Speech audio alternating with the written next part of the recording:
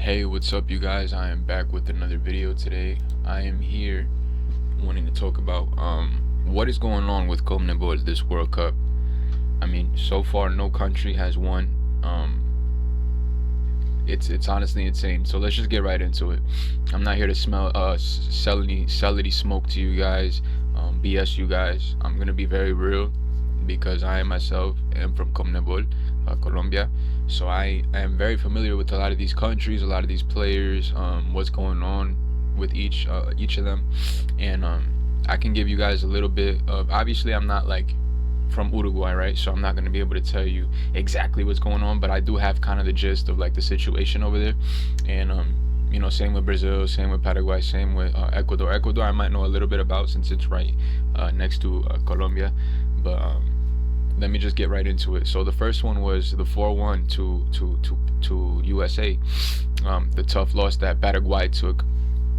Look, I'm just gonna get right into it. Very disappointing. Very disappointing. Enciso, we expected a lot more from him. I understand that he was coming back from a rough injury, from something that he recovered from quickly. To be fair, I mean, he was expecting to miss this game. I believe he wasn't even supposed to start, and the guy started. So we have to take that into account. But as well, he just didn't look his best. That's just the fact. Whether it's from injury or not injury, the guy wasn't at his best, and he didn't look the best. Almiron, same. The guy wasn't coming back from an injury, but he just didn't look as good. He didn't look. It's just none of them looked as good, man. None of them looked as good. None of them looked like they could have got out the pressure that the USA was giving. All credit to the USA. I mean, this is not taking away from them at all. If anything, I'm praising them. They were just a better team, more dominant team. They looked like they had more experience out there and knew what to do in the more uncomfortable situations. They looked like they knew how to pass out the back with ease, and they knew how to. Whenever Uruguay tried to, I mean not Uruguay, whenever Paraguay tried to even remotely press, it just wasn't going their way because the USA would find like a pass through their defense or the midfield where the press just automatically got broken. So all credit to Pochettino and his group. I understand that that's his team and people were sleeping on them, even myself, but all credit to them. They deserve it. And Paraguay, I mean, there's nothing I can really say. Do I expect them to still get out the group? 100%. 100%. They are a great national team. I know right now it doesn't look like it, but in the World Cup qualifiers, they have gotten some really good upsets. They beat Brazil, and I think they got one against Argentina as well. So it's not a nation that's just a random. I mean, when they are locked in and play, they've shown that they can lock in and play at the highest level. So that's why I'm just surprised that they lost that bad, especially in their first World Cup game. I mean, I just wouldn't expect that. I was not expecting that. So all credit to the U.S. and Paraguay. I feel bad and I'm disappointed. I don't want to throw too much at these nations because I understand that the people are upset. But unfortunately, I have to. I want to grow, and my job is I want it to be about talking about the sport. So unfortunately, feelings will get hurt with what I have to say, but I don't mean it with ill will if you're from these countries, and I want you guys to know that. I'm just saying it factually. If it was Colombia in this situation, I would have said the same exact thing, and you guys are going to notice that from me. I'm not going to duck from any smoke. I'm not going to BS you guys. I'm just going to be real 100% all the way with you guys. Brazil, Morocco. For me, Brazil was what didn't deserve that game. Vinny Jr. created something out of nothing and got a lucky goal. It wasn't lucky at all, actually. He deserved his goal, but you guys understand what I mean. Like lucky in the sense that the team didn't deserve it, but he did. The way he worked for his goal. The team just wasn't good on the press. They weren't good on the ball. They weren't good defensively. They weren't good at anything. I don't know what's going on with these teams. Because a lot of them look like they're having this problem with being able to control the ball and being able to keep it. It's just looking like whenever they get the ball again or win the ball, they just lose it right away and just can't get out of pressure, which is insane. Because if you guys looked at the World Cup qualifiers was literally all pressure. It was literally like 6-5 guys pressing you constantly, and the best nation at the qualifiers was Argentina because they knew and were more experienced on how to deal with that pressure. They were the former World Cup winners, the reigning World Cup winners. So that's what I mean. Like it's very physical in Conmebol. It's very fast paced, which is why I'm just shocked that the especially the Paraguay game that they just couldn't keep up. I mean, they're from somewhere where you have to literally. These guys, if you guys watch Conmebol World Cup qualifier games, if you guys have like free time later in the day, just go watch any of the World Cup qualifier games, like the highlights, like of two big nations. Go watch, I don't know, Argentina, Brazil, or uh, go watch even Paraguay when they beat Brazil. Go see how physical those games are. Go see how fast paced those games are. I mean, like, they wanted to get to this cup, but that's why it's shocking that now that they got what they wanted, it's not going well. They're not showing that same grit, that same heart, that same spirit. Um, so yeah, with Morocco, I feel like they deserved it more. That's just how it is. I just feel like they deserved it more. They have a lot of good players and players that are coming up.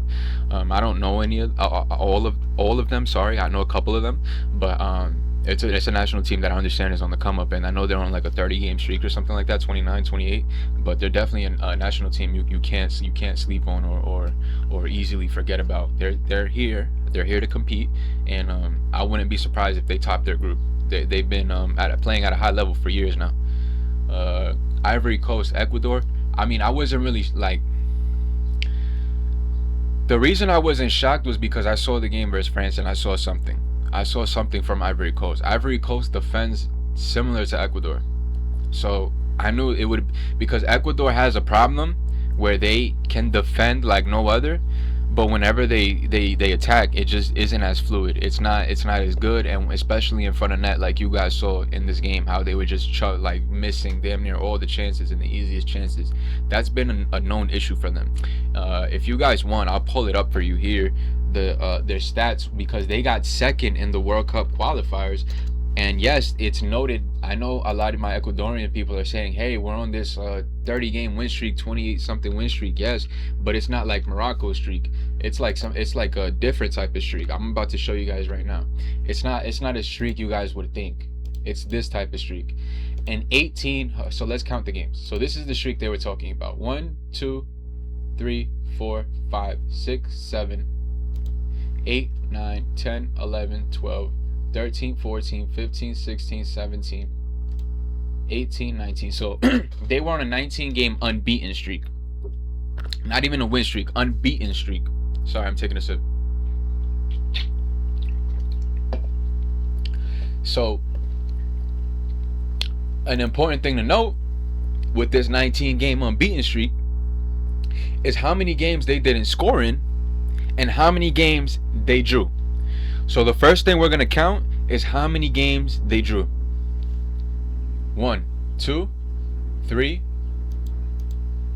4, 5, 6, 7, 8, 9, 10, 11.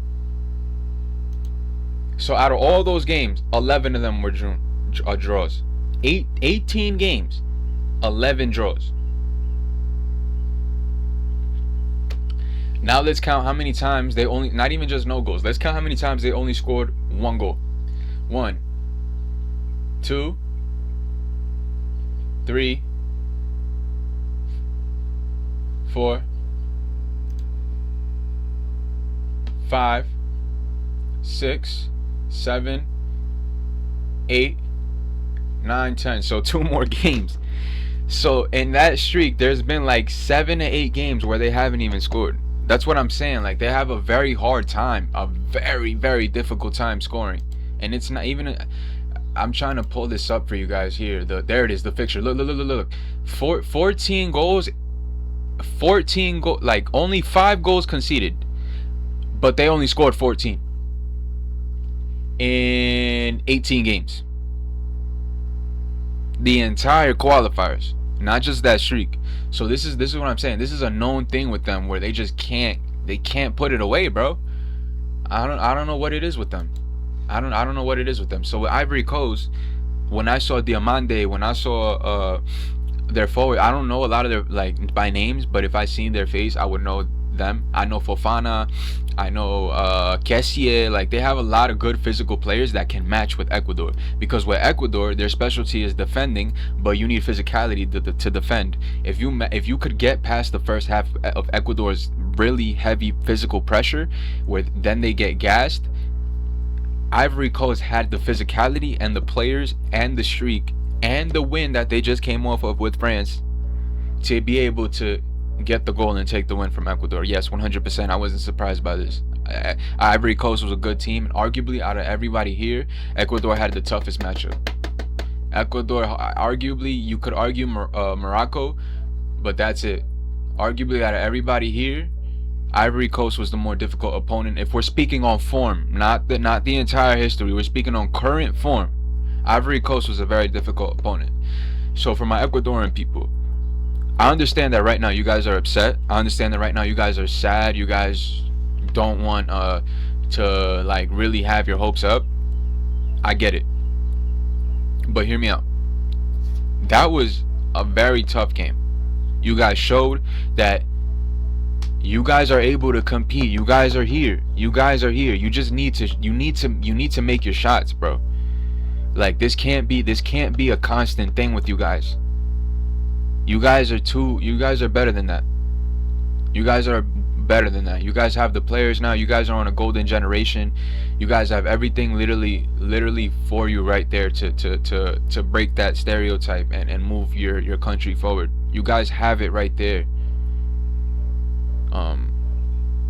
I expect you guys to win versus Curacao, and I wouldn't be surprised if you guys are able to get the tie versus Germany and get that third place or second place spot. You guys can still qualify. You guys can still be here and compete and enjoy the World Cup in the knockout stages. Whether it's one game, whether it's two games, you guys can still make it through. And I know it's not necessarily what you want to hear. You guys want to hear that you guys are going to be the dark horse. You guys are going to make it to the semis. I understand that. We all want to hear it. But we have to sit down and be real. I'm not going to sell you guys smoke, but I'm also not going to throw everything at you guys. Right? Ecuador is a good national team, and I'm sure that I'm sure that they'll go through. Okay? I'm sure that they will go through.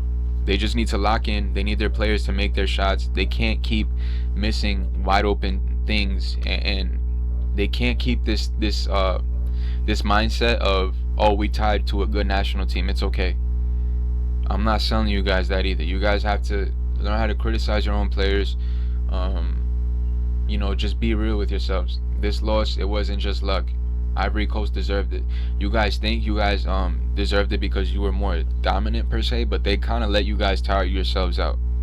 In the first half, they let you guys press them like that. That's what they wanted. They were the more relaxed team that first half because they knew that by the second half you guys would be gassed. Playing like that. So sometimes you guys get way too passionate, and I get it because you're growing and quickly. But you have to be real with where you're at. And that'll help you in the long run not have to deal with such heartbreak, if that makes sense. Uruguay, disappointed, brother. Disappointed. I don't even know what to say. I mean, I'm not sleeping on Saudi Arabia, but come on, guys, you can't score two. You can't score two. Are we serious? Are we flipping serious? You guys can't score 2 goals?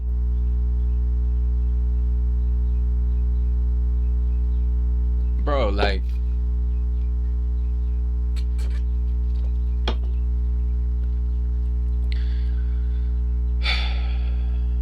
a lot of these guys, bro, I had high expectations for. That game, this game right here, I'm not even gonna talk. It's not worth talking about. This game right here, it's not worth talking about. This was respectable. This was respectable. This shit I just touched upon because it was the U.S. But this, I'm not even gonna speak. This is a disgrace. You guys should. Yeah. I'm not even gonna waste my time speaking about that game. But now that all these results happened, the only 2 nations left to be able to win and show face for Conmebol is Argentina, who play tonight at 9 p.m. So by the time this video is up, you guys will probably know who won, or it'll be close to the game. And Colombia, who play Uzbekistan tomorrow at 10. So these 2, who were also the last 2 Copa America finalists, are the only ones left that's gonna be able to win their first game. Excuse me. Unfortunately, the rest of the Conmebol nations are in tough spots. Some might get out this group stage. As heartbreaking as it is to say, because I was rooting for all of you guys. There's not one Conmebol nation that I just didn't want to root for or see win. I was rooting for all you guys, but unfortunately, I know in my heart that sadly one or two of you guys are going to stay in the group stage because of this result. It's gonna hurt you. It's gonna hurt you. Um, I just wish everybody from these nations good good good mental health and hopefully good vibes, because I know that these things can really affect somebody when they've been waiting it for so long and having such high expectations for your nation. Trust me, I get it. I get it. I know how, like, I know how that is. I get it. I know it sucks and I know it hurts. But I'm sure that some of you guys are gonna be able to get through and show face. Some of you guys might be leaving early, but as long as you guys are there competing, trying for your people, I'm sure your people will be happy, and I'm sure that you guys will be happy as well, seeing these guys trying absolutely everything to compete. Now that the Colombia and Argentina game are coming up, I do expect Argentina to win versus Algeria. I don't expect them to have this upset like they were having, even though, by the way, Algeria is on this streak. Algeria is on a streak, by the way. I heard 1, 2, 3, 4. So they're like on a 4-game streak. They beat Guatemala 7-0. Tied to Uruguay, beat the Netherlands, and beat Bolivia 4-0. So they're definitely like, sorry, they're definitely like Conmebol level esque. I mean, they they thrashed Bolivia and they beat the Netherlands, bro, and then they tied to Uruguay. That's gonna be tough. I would say right now they're like they're a tough nation, bro. They would probably get third or fourth in the qual. That's good, you know. They beat Congo, bro. You know that's a good national team, you know. They beat Saudi Arabia. What the hell? Yo, Algeria is nice. They lost to Sweden 4-3. Now Algeria is nice. I expect Argentina to win 2-1. I still expect Argentina to take it though. 2-1. Argentina's too strong, bro. Or like, there's not one of those teams that's like all names. They know how to play with each other. So they're the reigning World Cup champs. I expect them to win 2-1. Algeria's gonna make it tough, no doubt. I know they're gonna make it tough. They play in that 3 in the back formation that a lot of World Cup, a lot that's been working a lot in this World Cup for a lot of nations. So yeah, I expect Argentina to get this dub 2-1, and hopefully they do, because the Conmebol needs some wins, man. Conmebol needs some wins. We can't keep having this war. Then all of us just fall. It's gonna be ridiculous. Colombia, Uzbekistan. I understand that we're not as strong as we were in 2024. You guys would think. After this loss, these 2 losses to Croatia and France, but you guys are acting like these guys are trash. These guys are literally the last 2 World Cup semi-finalists and finalists for the last 2 World Cups. They're not just randoms. Nestor Lorenzo specifically wanted to verse World Cup champions and a semi-finalist before the World Cup. France, even though they used their second squad to start, when the first squad came on, Colombia got the goal, and they looked better that whole second half. And that's when they started to even out the stats. They even had more touches in their box in the second half. There was more towards the second half. But this wasn't such a blowout like you guys think. And as well, another thing to note, this was happening March 29th. A lot of players were still in the season. They still had games going on. They were still like tired. This Croatia game, we were missing a lot, and Croatia was also just a good team, and we just weren't fit. We weren't fit this stretch of friendlies. This little stretch of friendlies, this March month, none of us were fit. None of us were fit, and we weren't at our best. But before that, we were doing very well. And I don't think we can throw out this little bit after the Copa America, we were doing shit. But before that, bro, like, this whole process has been insane. 2022, 2023, 2023, 24. 2024 was the worst year of this process. 2025 only lost Croatia and France, who were World Cup semifinalists and finalists. And now, this year, we'll see. We'll see. Uzbekistan, I still think we're gonna win against them 2-1. They're I expect it to be a tough game. They play that formation in a low block where it's gonna be essentially this guy back, and they're gonna have like five in the back with these two guys sitting in the middle, them exploiting the wings and waiting to kick it out to them so they can cross it to Shmerdov. That's literally how they're gonna play. Very like how similar to Capo Verde. They're just gonna try to counter and score on us and sit back a lot of the game. Uh, for us, I expect us to have the ball a lot. I expect us to control it. I expect us to be having a lot of counters to Luis Diaz and John Arias. I expect a lot of crosses to Luis Javier Suarez, who's having one hell of a season in Sporting, by the way. 28 goals in 31 games with 6 assists. Um, and like I said, this is a good overall balanced team who not is not known yet, but it's a team that can it's still a strong team. It's still a strong team. It's still being slept on, but it's still a strong team that can compete this World Cup. My bad, I keep yapping, y'all. It's probably a long video, but I'll cut it now, I guess. This last bit, like I said, Colombia 2-1, Argentina 2-1. I expect them to both be tough games. I don't expect them to be blowing out any team in this group stage. I mean, everybody's here to compete, guys. Nobody's here to just get blown out. I understand Curacao got absolutely murked, but they got murked by four-time World Cup winners and somebody who has the most experience there, and they were constantly trying to score on them. It wasn't like they were going easy. So, and Curacao scored first. So I'm saying like this is the first time they've ever been there, and they're trying, bro. So anything can happen. Anything can happen. It looked like for a second Curacao was gonna get the tie. That's what I mean. Anything can happen. The first few minutes it was insane, especially when they scored that goal. But man, I don't want to keep you guys here for too long. I might do a watch along for the game versus Argentina Algeria, and tomorrow I'm definitely doing a watch along for the Colombia game. So if you guys want to join me, you're more than welcome to. And thank you for a lot of the new subscribers. I appreciate you guys for subbing and commenting and showing a lot of love after I've been on Football Carnage. Shout out to Football Carnage and the guys on Football Chaos for having me on their show last time.